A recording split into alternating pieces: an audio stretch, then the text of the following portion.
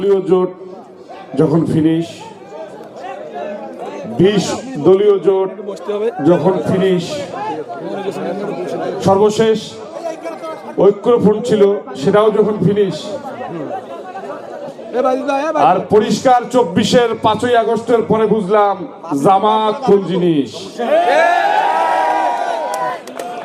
আজকে মিরগঞ্জের এই ধানের শীষের আয়োজনে, মিরগঞ্জ ইউনিয়নের আয়োজনে ধানের শীষের কান্ডারি জনাব আলহাজ চৌধুরীর এই নির্বাচনী জনসভার সম্মানিত সভাপতি, এখানে উপস্থিত বাংলাদেশ জাতীয়তাবাদী দলের জেলা এবং উপজেলার আমার পিতৃসহ নেতৃবৃন্দ, অঙ্গ সহযোগী সংগঠনের নেতৃবৃন্দ ও প্রাণ প্রিয় মিরগঞ্জবাসী, সবাইকে আমার সালাম, আসসালামু আলাইকুম।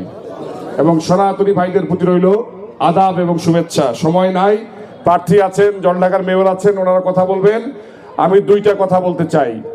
এক হচ্ছে মিরগঞ্জের যে যুব সমাজ, এরা সকল বিষয় অ্যাক্টিভ। আমি যতটুকু পারছি অতীতে তোমাদের সাথে ছিলাম, এখনো আছি যেরকম, ভবিষ্যতে ইনশাল্লাহ থাকবো, আমার আব্বা নির্বাচিত হোক কিংবা না হোক। আর দ্বিতীয় কথা হচ্ছে সনাতনী ভাইদের জন্য, 2014 সালে এই খালেদা জিয়ার আস্তিনে, খালেদা জিয়ার শাড়ির নিচে যে দলটা বেড়ে উঠেছে জামাত ইসলাম, তারা কিন্তু একসাথে ছিল। কই সনাতনী ভাইরা? 14 সালে আটকে দিতে পারছে আপনাদের ভোট? 18 সালে পারছে? আপনারা তো ভয়ের অভিনয় কেন করতেছেন? আপনারা 12 তারিখ সেন্টারে যাবেন, আপনাদের ভোটাধিকার প্রয়োগ করবেন। আপনাদের দিকে যদি কেউ আঙ্গুল তোলে, বাংলাদেশ জাতীয়তাবাদী দল বিএনপি এবং অঙ্গ সংগঠন সহ আমরা সবাই আপনাদেরকে নিরাপত্তা দেব। আপনাদের যদি ঘাম ঝরে, আমাদের রক্ত ঝরবে ইনশাআল্লাহ। এই ধরনের হুমকি ধামকি যদি আপনাদের কোনো পাড়ায় আজকে থেকে, এখন থেকে দেয়, দয়া করে একটা ফোন দিবেন। আপনারা ফোন দিয়ে দেখেন কি করি। আপনারা ঘটনা ঘটার পরে ফোন দেন। আমি বেশি কিছু বলবো না। আমাদের শরীরে এক বিন্দু রক্ত থাকা অবস্থায় মিরগঞ্জের কোন সনাতনী ভাইদের বিরুদ্ধে কেউ কোনো কথা বলবে, আঙ্গুল তুলবে, এটা আমরা হইতে দেব না। আপনারা 12 তারিখে সবাই একসাথে সেন্টারে আসবেন, সকাল সকাল আসবেন। ওই যে নাটক শুনতেছি, তারা সকাল সকাল সেন্টারে যাবে, নিজের ভোট দিবে, তারপরে সনাতনী পাড়ায় হুমকি দিবে, অন্যদেরকে ভোট দিতে দিবে না। এই নাটক খালি কি ওনারা একাই বোঝে আর জনগণ বোঝে না? ওই সবার চিন্তা যেখান থেকে শেষ, মহান আল্লাহ রাব্বুল আলামিনের চিন্তা কিন্তু সেখান থেকে শুরু। সবাইকে 12 তারিখের শুভকামনা জানিয়ে, সুস্বাস্থ্য কামনা করে এবং ধানের শীষের বিজয় সুনিশ্চিত করার জন্য আহ্বান জানিয়ে আমার বক্তব্য এখানে শেষ করছি। আসসালামু আলাইকুম ওয়া রাহমাতুল্লাহ। ধন্যবাদ। এই স্রোত তারা ঠেকাতে পারবে না, তাই তারা আজকে জালিয়াতি, শয়তানি, ভোট জালিয়াতি, তারা একটা মহিলাকে বোরকা পরে 3, 4, 5, 10টা ভোট দিতে পারে। আমাদের দায়িত্ব 12ই ফেব্রুয়ারি বৃহস্পতিবার সারাটি দিন আপনারা, আমরা বিএনপির নেতৃত্বে যারা আছেন এবং আপনারা যারা ভোটার আছেন, আমি বিশ্বাস করি আমরা যদি ওই 12ই ফেব্রুয়ারি বৃহস্পতিবার সঠিকভাবে দায়িত্ব কর্তব্য পালন করতে পারি, ওই 12ই ফেব্রুয়ারি এতক্ষণ হইতে হইতে ওই জামাত এই জলঢাকার থেকে ভেসে যাবে। ওই জামাতের জায়গা জলঢাকায় হবে না। সংগ্রামী সাথী বন্ধুগণ, আজকে বক্তব্য দেওয়ার সময় নয়। আজকে শুক্রবার, বৃহস্পতিবার এতক্ষণ হইতে হইতে আমরা এই গণজোয়ারের প্রতিফলন, আমরা এই ফসল দেখতে পারবো। আমি আবার বারবার একটি কথা আপনাদেরকে বলতে চাই, দায়িত্ব দায়িত্ব, কর্তব্য কর্তব্য। আমরা মূলত একটু অলস, আমরা মূলত একটু অবহেলা করতে জানি। এই অবহেলা, এই অলস আপনারা করবেন না। সংগ্রামী সাথী বন্ধুগণ, আমাদের প্রার্থী সৈয়দ ভাই সম্বন্ধে আপনারা বিস্তারিত জানেন। উনি দুইবার জলঢাকা নির্বাচনী এলাকার সাবেক উপজেলা চেয়ারম্যান ছিলেন। ওনার সম্বন্ধে আপনাদের বিস্তারিত জানা আছে। উনার সম্বন্ধে আপনাদের সামনে বেশি কিছু বলার আমার নাই। উনার সম্বন্ধে আপনারা জানেন এবং উনার সম্বন্ধে যথেষ্ট অভিজ্ঞতা এবং উনার আচার আচরণ চলন ফেরন দান দক্ষিণা থেকে শুরু করে সফল 10 বছরের সেই সাবেক উপজেলা চেয়ারম্যান সম্বন্ধে আপনার সব জানা আছে আপনাদের। তাই আগামী বৃহস্পতিবার আমরা বাংলাদেশে তারেক জিয়ার নেতৃত্বে যে গণজোয়ার সৃষ্টি হয়েছে সেই গণজোয়ারে আমরা জলঢাকাকে আমরা এগিয়ে নিয়ে যেতে চাই এবং জলঢাকাকে আগামী বাংলাদেশে তারেক জিয়ার দল বিএনপির নেতৃত্ব এই জলঢাকায় প্রতিষ্ঠা করতে হবে এবং তারেক জিয়ার রাজনীতি এই জলঢাকা প্রতিষ্ঠা করার জন্য আমাদের একটি সুবর্ণ দিন, আমাদের একটি শুভ দিন ওই বৃহস্পতিবার 12 তারিখ। সংগ্রামী সাথী বন্ধুগণ, গোটা বাংলাদেশে ধানের শীষের জয় জয়কার, এই জয় জয়কার 12 তারিখে আমরা জলঢাকায়ও ওই তারেক জিয়াকে সৈয়দ আলী ভাইয়ের ধানের শীষ, ওই তারেক জিয়ার ধানের শীষ প্রতীকে দিয়ে আমরা জলঢাকায় একটি মডেল জলঢাকা গঠন করতে চাই।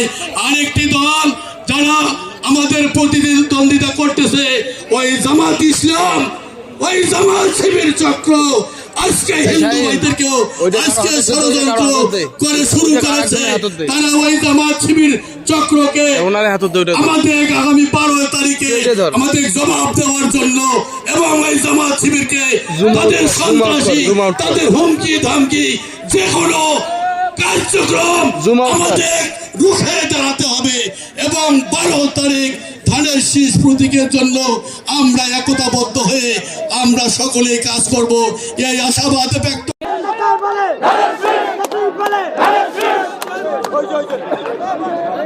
বিসমিল্লাহির রহমানির রহিম।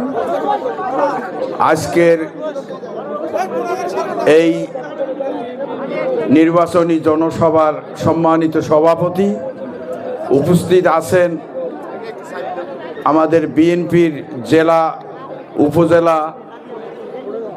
উপজেলা ইউনিয়ন নেতৃবৃন্দ, আরও উপস্থিত আছেন সকল অঙ্গ সংগঠনের নেতৃবৃন্দ,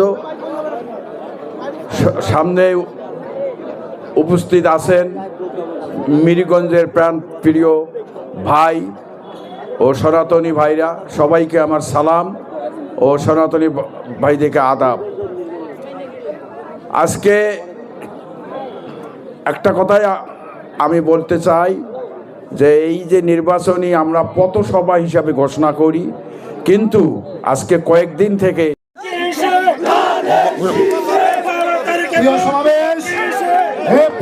আপনাদের সামনে আজকে বিশাল নির্বাচনী পথসভায় সমাপনী বক্তব্য রাখবেন মিরগঞ্জ ইউনিয়ন বিএনপি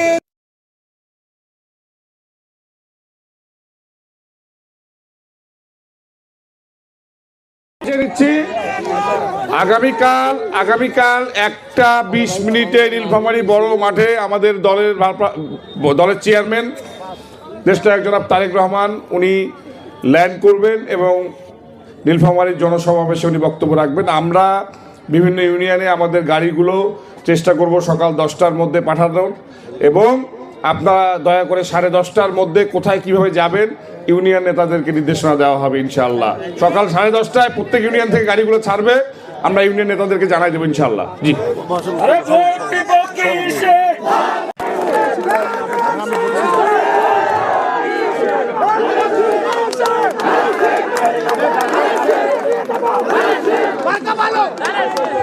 বিসমিল্লাহির রহমানির রহিম। আমার সংক্ষিপ্ত বক্তব্য শেষ করছি। বাংলাদেশ জিন্দাবাদ, শহীদ জামুল হক, খালেদা জিয়া জিন্দাবাদ।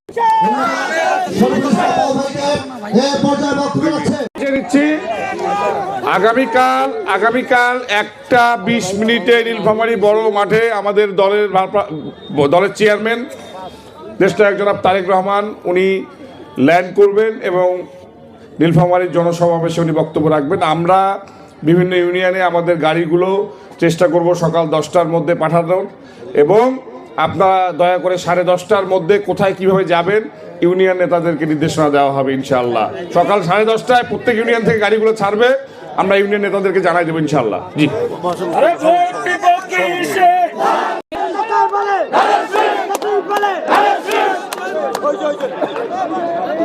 বিসমিল্লাহির রহমানির রহিম। আজকের এই নির্বাচনী জনসভার সম্মানিত সভাপতি, উপস্থিত আছেন আমাদের বিএনপির জেলা, উপজেলা ইউনিয়ন নেতৃবৃন্দ, আরও উপস্থিত আছেন সকল অঙ্গ সংগঠনের নেতৃবৃন্দ,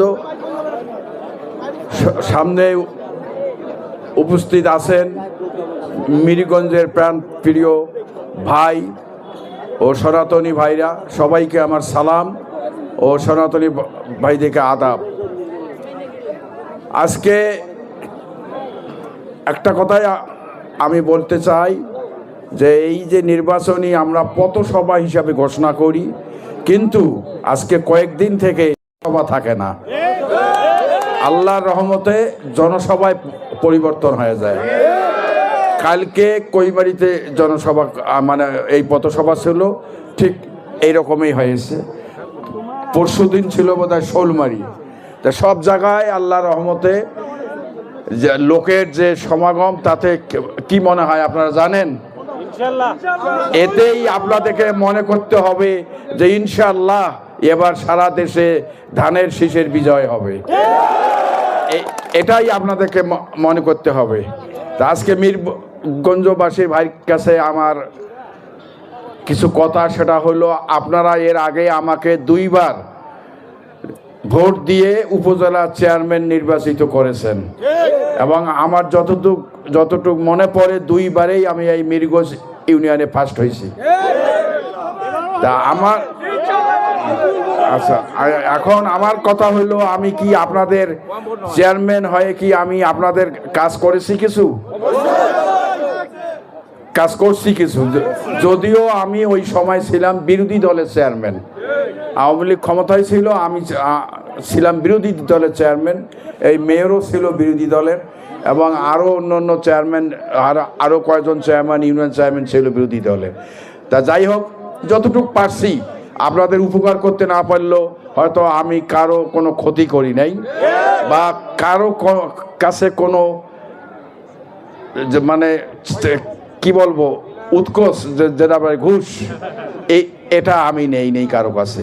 যদি পারছি, যতটুকু পারছি আমি উপকার করছি বা করার চেষ্টা করছি। তা ইনশাল্লাহ আমার কথা হলো, এবারে আমি চেয়ারম্যানিতে তো দাঁড়াই নাই, এমপি দাঁড়াইছি।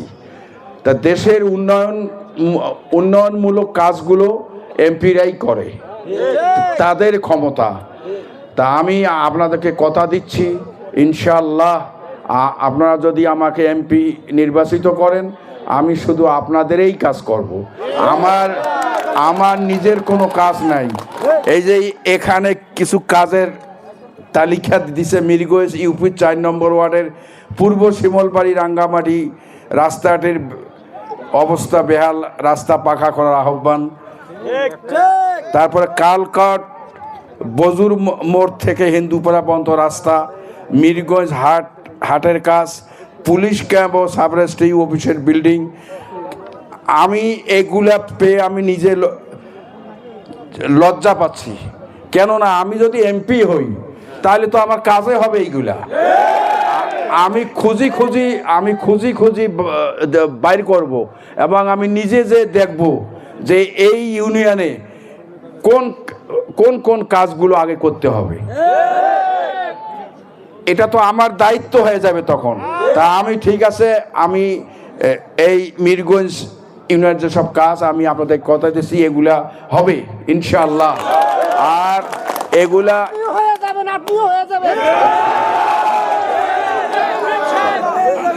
আচ্ছা, আমার কথা হলো, আপনারা আজকে এত স্বতঃস্ফূর্তভাবে আপনারা এখানে জমা হয়েছেন।